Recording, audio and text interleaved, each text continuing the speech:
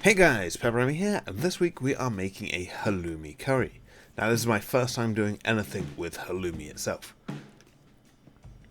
Now first off, you want to dice or cut into bite-sized chunks 225 grams of halloumi and then fry in a pan with a tablespoon of oil until golden. Now you want to be careful here as halloumi is quite a bouncy cheese and I did lose 4 or 5 chunks to the floor whilst browning. Now whilst that browns, we want to slice a large onion. Now this can be done however you like, thick, thin or even diced. Now I'm going for fairly substantial slices of onion as this dish has no meat and I want the vegetables to be front and centre. Now once your halloumi has browned, remove from the pan, add in an extra tablespoon of oil and then add in your onions and let soften and brown slightly if desired. Now whilst this is happening, crush and roughly chop or dice or mince 2 to 3 cloves of garlic. Then add your garlic to the pan along with 1 teaspoon of ground turmeric, 2 teaspoons of ground cumin and 1 tablespoon of garam masala. Now don't worry if this is a little bit dry, it is completely fine and it will help release the oils from the powders and it will become fragrant. Then you want to cook this for a further 2 minutes. Now it's time for the best game, mystery can time. Is it beans? Is it dog food? No, it's chopped tomatoes, just what we were hoping for. Then you want to add your whole can of chopped tomatoes to the onions and give it a good stir and cook for a few minutes until thickened.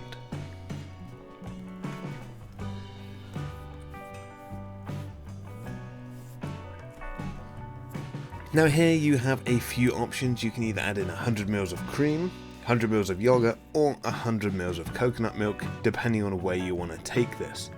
Now I'm going for yogurt for a creamy and slightly acidic hit. Then give this a good mix until you've got a nice uniform colour and once again warm through as the yogurt is going to cool this down slightly. Then you want to add in your halloumi and a good handful of spinach, around 80 grams of spinach. But it always looks a lot more than it is, but this will cook down to almost nothing once the leaves wilt and the water has been released. Then you want to let this sauce cook for 5 minutes until the spinach has of course wilted down and the halloumi has been warmed back through again. Now if it does get really thick, you can optionally add in some water, extra yogurt, coconut milk or cream if you wish to loosen it up slightly.